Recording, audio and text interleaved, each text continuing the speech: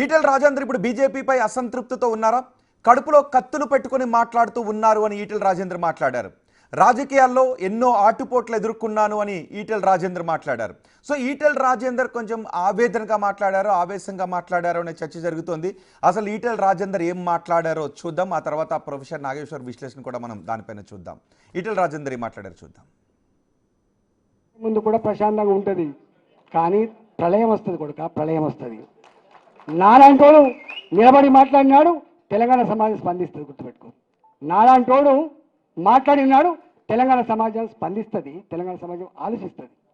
అందుకని మౌనంగా ఉన్న వాళ్ళని బలహీనంగా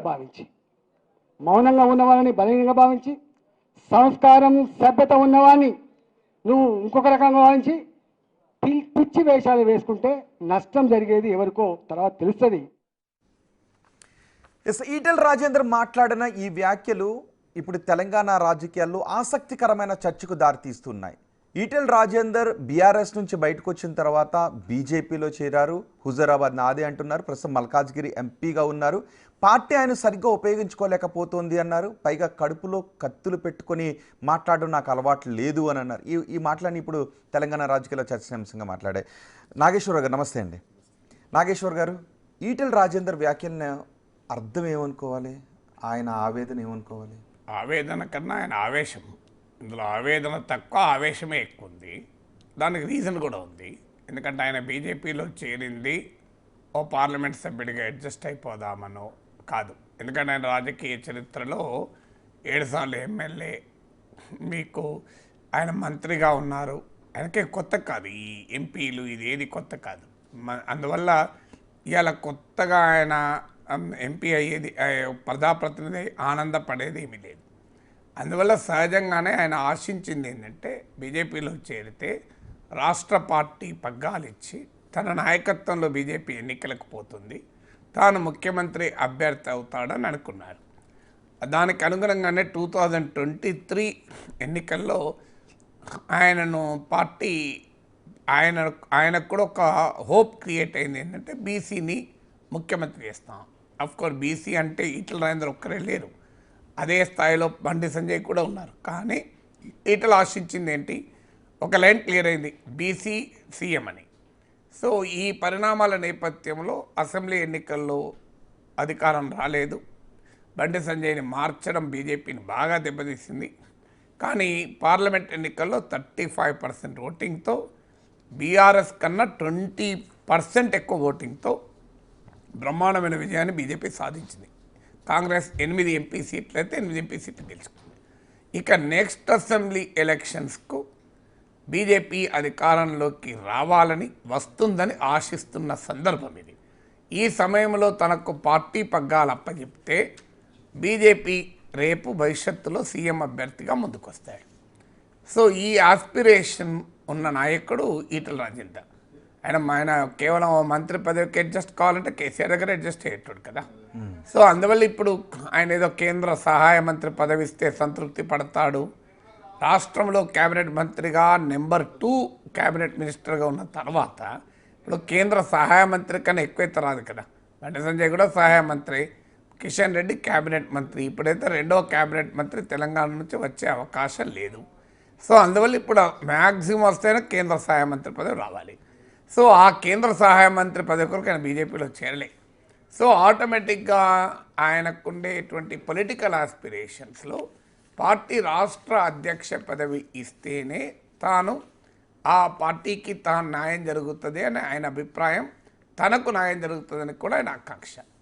అందుకు అనుగుణంగానే పెద్ద ప్రయత్నం చేశారు, చాలా హోప్ పెంచుకున్నారు. వాతావరణం కూడా ఈటెల రాజేందర్ అవుతాడు అనుకున్నారు. కానీ కానీ అకస్మాత్తుగా రామచంద్రరావు అయ్యాడు.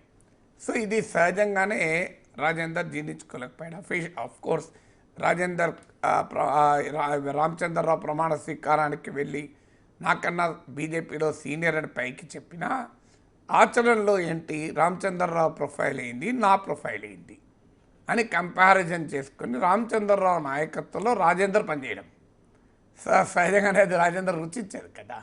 సో అందువల్ల ఆయన పొలిటికల్ ఆస్పిరేషన్స్కు బీజేపీలో ఆయనకు వస్తున్నటువంటి ప్రియారిటీకి మధ్య ఒక ఘర్షణ ఈ ఆవేశానికి ఆవేదనకు కారణం.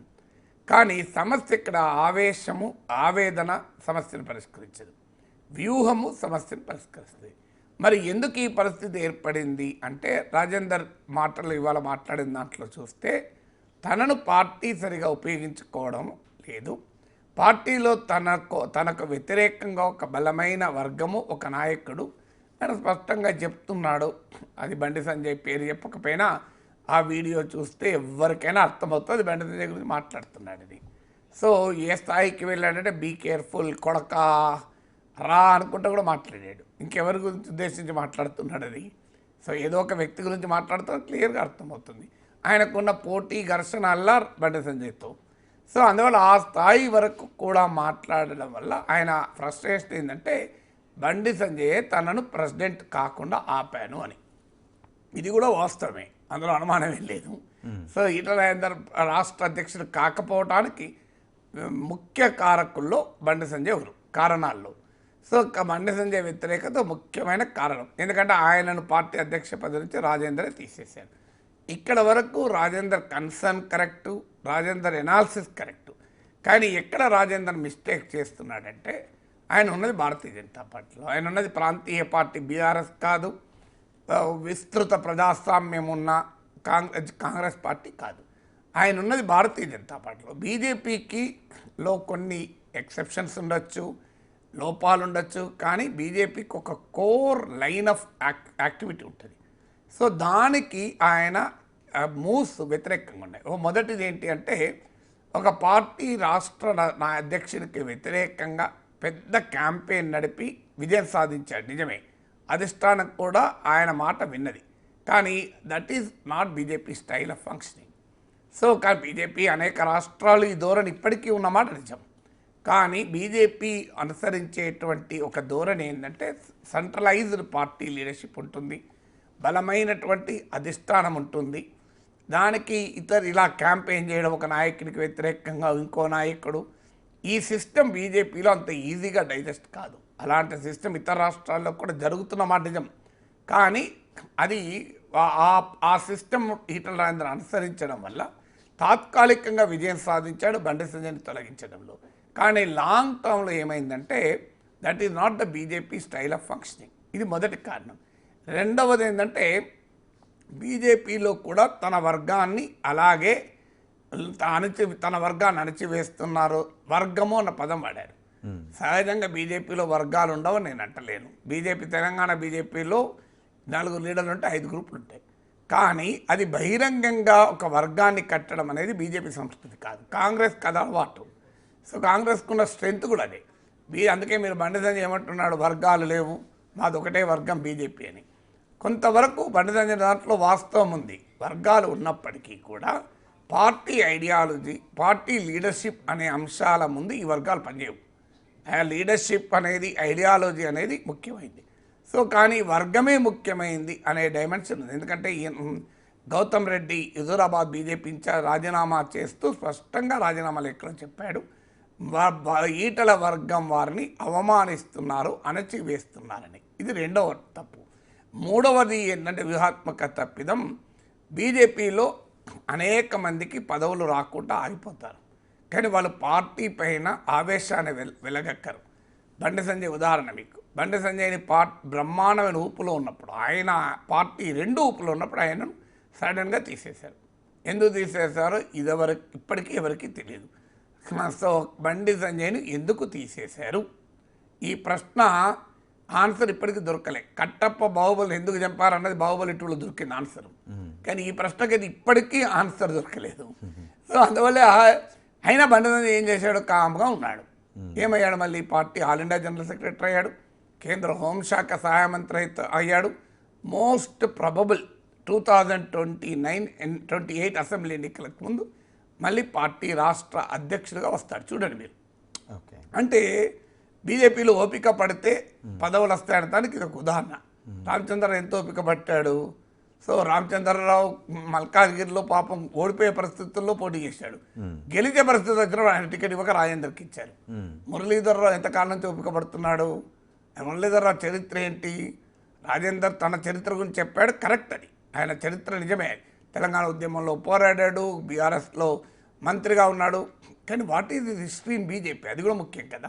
ఇప్పుడు రామచంద్రరావు చరిత్ర ఏంటి? బీజేపీలో ఒక ఏబీవీపీ కార్యకర్తగా రైల్వే డిగ్రీ కాలేజీలో మొదలై నక్సలైట్ విద్యార్థి సంఘాల చేత తన్నులు తిని పార్టీ కోసం నిలబడి పనిచేసిన 40 ఏళ్ల చరిత్ర బీజేపీలో. ఇప్పుడు మురళీధర్ రావు ఉన్నాడు, రాడికల్ తుపాకీ గుండ్లకు ఎదురొడ్డి వీరోచితంగా పోరాడి ఏబీవీపీ కార్యకర్త స్థాయి నుంచి స్వదేశీ జాగరణ మన జాతీయ కన్వీనర్ స్థాయి వరకు పనిచేసిన చరిత్ర. వీళ్ళు ఒక్కొక్కరిది బీజేపీలో మామూలు చరిత్ర కాదు. కిషన్ రెడ్డి చరిత్ర, మీకు డాక్టర్ లక్ష్మణ్ చరిత్ర, ప్రకాష్ రెడ్డి చరిత్ర. ప్రకాష్ రెడ్డికి ఏ పదవి వచ్చింది పాపం, ఇప్పటికీ బీజేపీ స్పోక్స్ పర్సన్. మన వరంగల్, ఖమ్మం, నల్గొండ ఎమ్మెల్సీ అభ్యర్థి అవుతారనుకున్నాడు, అది కూడా కాలేదు. కానీ వాళ్ళు ఓపికను ఉంటున్నారు కదా. ప్రకాష్ రెడ్డి ఇప్పటివాడు కాదు, రామచంద్రరావు, ప్రకాష్ రెడ్డి, మురళీధర్ వీళ్ళంతా కాంటెంపరీ. మరి తన ముందట తనతో పాటు పనిచేసిన రామచంద్రరావు ఏమో పార్టీ రాష్ట్ర అధ్యక్షుడయ్యాడు, ప్రకాష్ రెడ్డి పార్టీ స్పోక్స్ పర్సన్గానే మిగిలిపోయాడు కదా. మరి ఆయన ఎమ్మెల్సీ టికెట్ కూడా రాలే, ఆశించాడు. కానీ అట్లా ఉన్న ప్రేమేందర్ రెడ్డి ఎప్పటి నుంచి ఉన్నారు? డాక్టర్ లక్ష్మణ్ పార్టీ ప్రెసిడెంట్ అయ్యాక ఎన్ని రోజులు ఖాళీగా ఉన్నాడు, మళ్ళీ ఇప్పుడు బీజేపీ అంటే ఇది బీజేపీ స్టైల్ అది. సో బీజేపీలో లాయాలిటీ, సీనియారిటీ, ఐడియాలజికల్ కమిట్మెంట్ ఇవన్నీ కూడా చాలా కీలకం. It is not BRS, it's not Congress. బీఆర్ఎస్లో ఏమో కేసీఆర్కి లాయాలిటీ ఉంటే సరిపోతుంది. కాంగ్రెస్లో ఏమో కావాలంటే హైకమాండ్ను కాస్త బ్లాక్మెయిల్ చేసినా లీడర్షిప్ వస్తుంది. బ్లాక్మెయిల్ అంటే కాస్త ఒత్తిడి చేస్తే, బ్లాక్మెయిల్ అంటే పెద్ద పదమైన.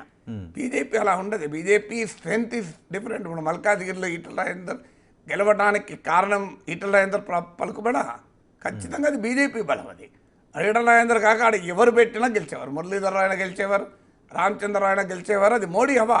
ఎందుకంటే 35% రాష్ట్రం అంతా ఓటింగ్ వచ్చింది. హుజూరాబాద్ ఉప ఎన్నికల్లో గెలిచాడు రాజేందర్, ఖచ్చితంగా అది ఆయన బలం. అక్కడ బీజేపీ బలం లేదు, 100% ఆయన బలం. కానీ మళ్ళీ మీకు ఇక్కడికి వచ్చారు, మల్కాజ్గిరికి వచ్చే వరకు అది పార్టీ బలం. మోడీని చూసి ఓటేశారు కదా. మీరు ఏ ఎంపీ క్యాండిడేట్ చూసి ఓటేయలేదు, మోడీని చూసి ఓటేశారు. బీజేపీ అధికారంలోకి రావాలి ఓటేశారు. సో అందువల్ల ఈ బీజేపీకి ఉండే స్టైల్ ఆఫ్ ఫంక్షనింగ్ వేరు. సో ఆ స్టైల్ ఆఫ్ ఫంక్షనింగ్కు కారణం ఏదైనా రాజేందర్ ఇమడలేకపోయాడు. అది క్లియర్గా మనకు అర్థమవుతుంది. ఆయన స్టేట్ రాజేందర్ ఇమడలేకపోయాడు, బీజేపీ ఆయనను ఇమిడ్చుకోలేకపోయింది. అందువల్ల రాజేందర్లో ఆ ఆవేదన, ఆ ఆవేశము కనబడుతుంది. కానీ ఆవేదన, ఆవేశాల కన్నా రాజకీయాల్లో వ్యూహాలు కీలకం. కరెక్ట్. ఒకసారి రాజేందర్ వ్యూహం ఎలా ఉండబోతోంది అన్న దానిపై కూడా ఇప్పుడు చర్చ జరుగుతుంది. ఎందుకంటే రాజేందర్ చాలా ఆవేశంగా మాట్లాడారు, ఆవేదనగా కంటే ఆవేశంగా మాట్లాడారని ప్రొఫెసర్ నాగేశ్వర్ చెప్పారు. కరెక్టే, ఆయన మాటల వెంట మనకు అదే వినిపిస్తుంది. ఆయన సంఘర్షణకు గురవుతున్నారు అని, ఇమడలేకపోతున్నారు, ఇముడ్చుకోలేకపోతున్నారు అనే విషయం గురించి కూడా చెప్పారు. రాజేందర్ కొన్ని మాటలు కూడా మాట్లాడారు. ఈటెల రాజేందర్ పైన ఎటు ఉండబోతుంది అనే చర్చ కూడా జరుగుతుంది. ఈటెల రాజేందర్ మాట్లాడిన మరికొన్ని మాటలను విందాం. ఒకసారి ఆ మాటలు ఏమన్నారో చూద్దాం. నేను అంత డెప్త్కు పోదలేను, కేర్ఫుల్గా ఉండమని చెప్పి కోరుతున్నా. మా జోలికి రావద్దు, ఎవడు మాకు అడ్డు రావద్దు. తప్పకుండా హుజురాబాద్ గడ్డ మీద మన జెండా ఎగురుతుందని చెప్పి మనం చేస్తూ మీ అందరికీ శుభాకాంక్షలు ఇస్తాం. అందుకని నేను అంత డెప్త్కు పోదలేను, కేర్ఫుల్గా ఉండమని చెప్పి కోరుతున్నా. మా జోలికి రావద్దు, ఎవడు మాకు అడ్డు రావద్దు. తప్పకుండా హుజురాబాద్ గడ్డ మీద మన జెండా ఎగురుతుందని చెప్పి మనం చేస్తూ మీ అందరికీ శుభాకాంక్షలు ఇస్తాం. అందుకని నాగేశ్వర్ గారు, ఈటెల రాజేందర్ ఈ వ్యాఖ్యలను ఎలా చూడాలి? అంటే ఆయన ఏదైనా కొత్త దారిలో వెళ్ళే అవకాశం ఏమైనా ఉందా? సో ఆయన ఇప్పటికిప్పుడు ఎక్కడికి వెళ్ళాలి? ఇప్పుడున్న రాజకీయ పరిస్థితుల్లో వండర్ఫుల్ అట్రాక్టివ్ ఆప్షన్ లేదు. వెనక్కి వెళ్ళి బీఆర్ఎస్లో చేరినా ఆయన పొలిటికల్ క్యారియర్ కాస్త కొన్నేళ్ళు వెనక్కు తిరగడమే. ఎందుకంటే మంత్రిగా ఉన్న సమయంలో ఆయన బయటకు వచ్చాడు. ఇప్పుడైతే 2028 వరకు మంత్రి అయ్యే అవకాశం లేదు. సో అందువల్ల బీఆర్ఎస్లో చేరినా ఆయనకు ఇమీడియట్గా ఆప్షన్ లేదు. కాంగ్రెస్లో చేరితే కాంగ్రెస్లో ఇప్పటికే నాయకులు ఎక్కువ. సో ఇప్పుడు కాంగ్రెస్ పార్టీ కొత్తగా ఈటెల రాజేందర్ మంత్రి చేస్తుందా? సో కాంగ్రెస్ పార్టీలో మంత్రి కావటానికి ఇప్పుడు ఆల్రెడీ రాజగోపాల్ రెడ్డి ఎన్నికలకు ముందే మంత్రి పదవి ఇస్తారని హామీ తీసుకొని వచ్చాడు. ఆయన మంత్రి కాలే ఇప్పటికీ.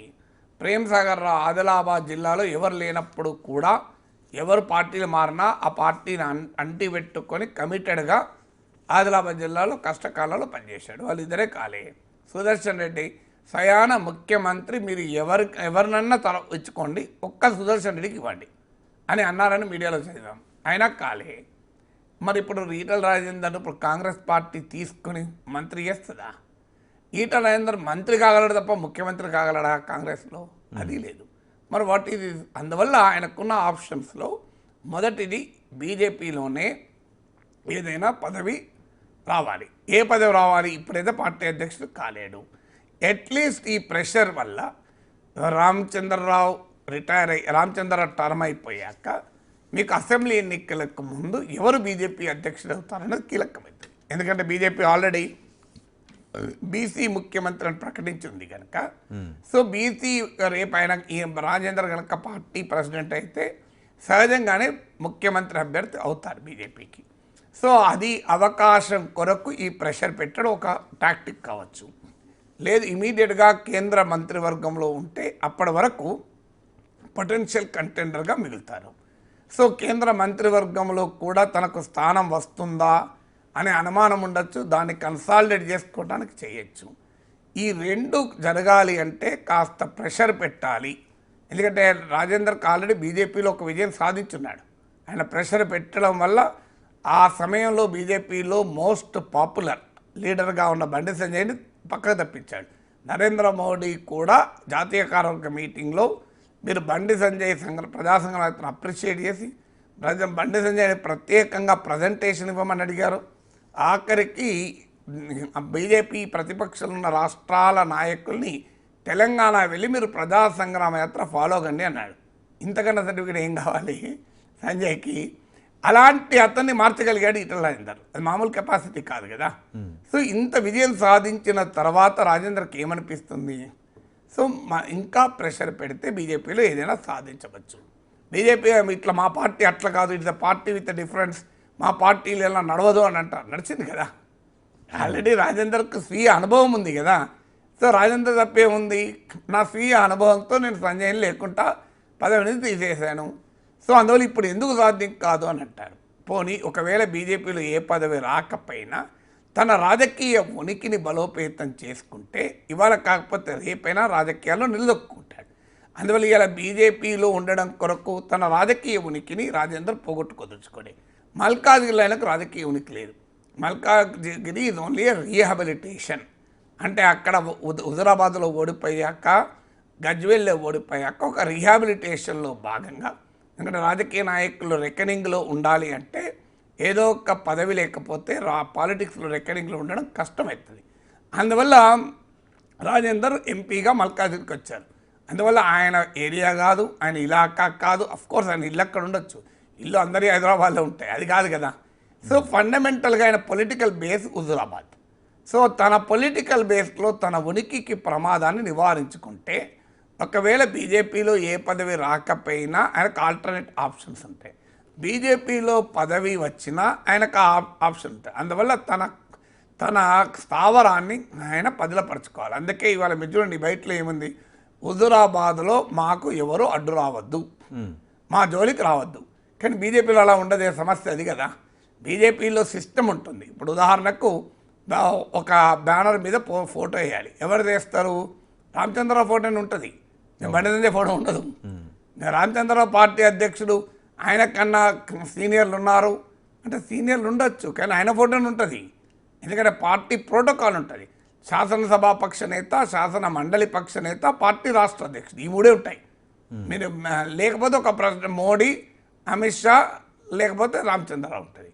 సో ఇతర నాయకులు ఎందరు సీనియర్లనే కానివ్వండి, రామచంద్రరావు ఎన్నడైనా ఎంపీ అయిందా, ఎన్నడైనా ఎమ్మెల్యే అయిందా, ఆయన ఎమ్మెల్సీనే అయిండు కదా, ఇవన్నీ నడవాయి కదా పార్టీలో. పార్టీకో సిస్టమ్, పార్టీకో విధానం ఉంటుంది. హుజురాబాద్ అనేది ఆయన పార్లమెంట్ కాన్స్టిట్యున్సీలో లేదు. సో హుజురాబాద్ ఉన్నది బండి సంజయ్ పార్లమెంట్ కాన్స్టిట్యున్సీలో. బండి సంజయ్కి రాజేందర్కు పడదు.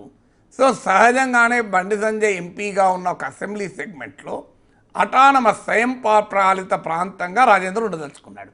అది బీజేపీలో సాధ్యమవుతుందా అనేదే క్వశ్చన్. సాధ్యం కాదు కనుకనే గౌతమ్ రెడ్డి రాజీనామా చేశాడు. ఆయన రాజీనామా లేక చదవండి మీరు, ఈటల వర్గాన్ని అణచివేస్తున్నారు, అవమానిస్తున్నారు, అందుకే నేను నా పదవికి పార్టీ సభ్యత్వానికి రాజీనామా చేస్తున్నానని క్లియర్గా అన్నాడు కదా. సో అందువల్ల బీజేపీ నుంచి రాజేందర్ ఎక్స్పెక్ట్ చేస్తున్నది ఏంటంటే తన స్థావరమైన హుజురాబాద్లో తనను బండి సంజయ్ లోక్సభ సెగ్మెంట్లో ఉన్న అదొక అటానమస్ రీజన్గా గుర్తించి తనకు అప్పచెప్పాలని. అది మరి బీజేపీ అంగీకరిస్తుందా, బండి సంజయ్ ఎలో చేస్తాడా, అదొక డైమెన్షన్. అలా కానప్పుడు ఏంటి అనేది రకరకాల ఫ్యాక్టర్స్ ఇవాళ ఆయన మాటల్లో తెలుస్తుంది. ఒకటి బీసీ వాదం. సో తెలంగాణలో ఆల్రెడీ బీసీ వాదం బలంగా నడుస్తుంది. మమ్మల్ని మించిన బీసీ కమిట్మెంట్ ఉన్న వాళ్ళు ఎవరూ లేరని అందరూ చెప్పుకుంటున్నారు. సో ఈ చెప్పుకునే క్రమంలో కాంగ్రెస్ 42% రిజర్వేషన్లు ఇచ్చారు. కవిత నేనే పోరాటం చేశాను, నా పోరాటం వల్ల వచ్చిందని ఆమంటున్నారు. బీఆర్ఎస్ అసలు ఎవరు అందరూ నాటకాలు ఆడుతున్నా అంటున్నారు. బీజేపీ వాళ్ళు మా ప్రైమ్ మినిస్టరే బీసీ, మా ముఖ్యమంత్రిని బీసీ చేస్తామన్నారు. బీఆర్ఎస్ ఎప్పుడైనా ముఖ్యమంత్రి బీసీ చేస్తుందా అని వాళ్ళు అంటున్నారు. బీసీ ఉద్యమ నాయకుడైన ఆర్ కృష్ణయ్య లాంటి వాళ్ళని పార్టీలోకి తీసుకొని ఆయనకు ఎంపీగా చేశారు ఆంధ్రప్రదేశ్ నుంచి. సో ఇంత పోటీ ఉన్నది బీసీ వాదం కొరకు. సో ఇప్పుడు ఈటల రాజేందర్ కూడా ఆ బీసీ వాదం ఎత్తుకొని, ఎందుకంటే ఇవాళ ఆయన మాట్లాడిన దాంట్లో ఉన్నారు చూడండి, 108 బీసీ కులాలకు ఆత్మగౌరవ భవనాలు నేనే ఇప్పించాను, బీసీ కాంక్లేవ్ పెట్టించాను, నా కృషి వల్లనే రెసిడెన్షియల్ స్కూల్స్ వచ్చాయి బీసీలకు. అంటే బీఆర్ఎస్లో బీసీలకు జరిగిన లాభ ప్రయోజనాల వెనకాల కూడా నేనున్నాను అని ఈటల రాజేందర్ స్పష్టంగా చెప్పాడు. సో అందువల్ల రేపు బీసీ వాదాన్ని ఎత్తుకొని ఆయన సొంత రాజకీయ పార్టీ పెట్టచ్చు. వాస్తవంగా ఆయన బీఆర్ఎస్ నుంచి బయటకు వచ్చినప్పుడే సొంత పార్టీ పెడదామన్న ఆలోచన ఉందని నాకు ఇచ్చిన ఇంటర్వ్యూలో కూడా చెప్పాడు. ఆలోచన ఉంది, ఆ రకమైన చర్చలు కూడా జరిగాయి. కానీ ఇప్పుడున్న రాజకీయ పరిస్థితుల్లో కొత్త పార్టీ నిలబడుతుందా? ఎందుకంటే ఈటల రాజేందర్ బీసీల కొరకు ప్రయోజనాల కొరకు పనిచేస్తానని చెప్పాడు. కానీ పెద్ద పెద్ద బీసీ ఉద్యమాలు నడిపాడు. ఆర్ కృష్ణయ్య ఉన్నాడు, జీవితం అంతా బీసీ బిడ్డల కొరకే బతికాడు. పాపం పనిచేశాడు కూడా. ఎందుకంటున్నా పాపం అంటున్నా అంటే, అంత పనిచేసిన ఆయనకు వచ్చిన పదవి ఏంటి ఇంతవరకు? ఒక ఎంపీ, మొన్న అంతకుముందు ఒక ఎమ్మెల్యే, అంతే కదా. సో బీసీల కొరకు ఏ మంత్రులు, అనేక మంది బీసీ మంత్రులు కూడా చేయనంత కృషి ఆర్ కృష్ణయ్య కమిట్మెంట్తో చేశాడు. ఎందుకంటే నేను స్టూడెంట్గా ఉన్నప్పటి నుంచి చూస్తున్నా. హైదరాబాద్ నగరంలో ఒక బీసీ విద్యార్థికి ఏదైనా సమస్య వస్తే వాళ్ళు డేర్గా వెళ్ళేది ఆర్ కృష్ణయ్య ఇంటికి, ఇంకెక్కడ పోరు. ఆర్ కృష్ణయ్య వాళ్ళని వేసుకుంటాడు. ఓ అంబాసిడర్ కారు ఉండేది, అందరూ కూర్చోండి, డీజిల్ కొట్టి ఈత్తుకుంటారు, పోతున్నారు. ఇక పోయి సెక్రటరీలో వాళ్ళ పని చేసేదాకా వదిలేవాడు కాదు. సో ఈ చరిత్ర ఉన్న ఆర్ కృష్ణయ్యను సీఎం అభ్యర్థి అని చెప్పి తెలుగుదేశం పార్టీ 2014లో పెట్టింది. ఏమైంది? ఆయన టీడీపీ రాలేకపోయింది. రెడ్ల నాయకత్వం ఉండే కాంగ్రెస్ పార్టీ పొన్నా లక్ష్మణ్ పీసీసీ ప్రెసిడెంట్గా వేసి రాజకీయం చేసింది. కానీ 2014లో ఘోరంగా ఓడిపోయింది కాంగ్రెస్ పార్టీ. తెలంగాణ ఇచ్చి కూడా బీసీని ముఖ్యమంత్రి చేస్తానని చెప్పి బీజేపీ బయలుదేరింది. 14% ఓటింగ్ దగ్గర ఆగిపోయింది. సో 8 ఎమ్మెల్యేల దగ్గర ఆగిపోయింది. సో మీకు ఇన్ని ఉదాహరణలు ఉన్నాయి బీసీల విషయాల్లో కూడా. దేవేందర్ గౌడ్ నవ Telangana party prominent BC leader Telangana, మామూలు బీసీ నాయకులు కాదు. తెలంగాణ చంద్రబాబు నాయుడు క్యాబినెట్లో నెంబర్ 2. సో నరేంద్ర, సో హిందుత్వ పాలిటిక్స్లో కూడా టవరింగ్ బీసీ నాయకుడు. కానీ వీళ్ళెవరూ కూడా ప్రభావాన్ని తెలంగాణలో బీసీ రాజకీయాలను చూపెట్టలేకపోయారు. సో ఇన్ని జరిగినాక ఇప్పుడు కొత్తగా బీసీ వాదం ఆధారంగా ఒక రాజకీయ పార్టీ పెట్టి అది అధికారంలోకి వచ్చేటువంటి సిచ్యువేషన్ ఉండాలి అని కోరుకుందాం. ఎందుకంటే నిజమే, న్యాయం కూడా. ఎందుకంటే 50% పైగా బీసీలు ఉన్నారు. ఆయన ఇంతవరకు ఉమ్మడి రాష్ట్రంలో ఇప్పటివరకు నుంచి తెలంగాణ వరకు బీసీ ముఖ్యమంత్రి కాలేదు, కరెక్టే. కానీ ఆ రకమైన సామాజిక ఉద్యమాలు నడిచి, ఆ రకమైన బీసీ అస్తిత్వ రాజకీయాలు నడిస్తే బీహార్ లాగా, ఉత్తరప్రదేశ్ లాగా మీకు బీసీ నాయకులు అవుతారు. కానీ తెలంగాణలో బీసీ అస్తిత్వ ఉద్యమం లేదు. తెలంగాణ అస్తిత్వ ఉద్యమం ఉన్నది, నక్సలైట్ ఉద్యమాలు ఉన్నాయి, కమ్యూనిస్ట్ ఉద్యమాలు ఉన్నాయి, తెలంగాణ ఉద్యమాలు ఉన్నాయి, మలి దశ తొలి దశ ఉద్యమాలు. అందువల్ల ఇట్లా అందరికి అదొక ఆప్షన్. కాదనుకుంటే బీఆర్ఎస్లోకి వెళ్ళడం, లేదా వెనక్కు హోమ్ కమింగ్.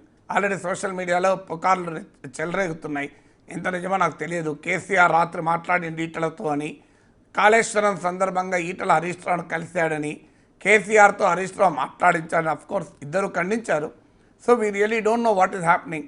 సో గర్వాప్సి ఏమైనా జరగచ్చు. కాంగ్రెస్ పార్టీ కనుక ఈ బీజేపీని బలహీనపరచడానికి ఉపయోగపడుతుంది. బీఆర్ఎస్ నుంచి కవితను, బీజేపీ నుంచి రాజేందర్ను కూడా తమ వైపు తిప్పుకోగలిగితే ఉపయోగం అనుకుంటే మరి కాంగ్రెస్ పార్టీ రాజకీయం ఏం చేస్తుందో చూడాలి. అందువల్ల as is options open. So అది బీజేపీలోనే అకామిడేట్ కావాలని చూస్తాడు. కానప్పుడు ప్రత్యామ్నాయాలు నాకు ఉన్నాయని చెప్పడానికి ఇంత బహిరంగంగా మాట్లాడుతున్నాడు. రైట్, చూద్దాం మరి ఈటెల రాజేందర్ ఎటువంటి వ్యూహంతో ముందుకు వెళ్తారు. ఇప్పటికైతే ఆయన ఆవేదనతో ఉన్నారు, ఆవేశం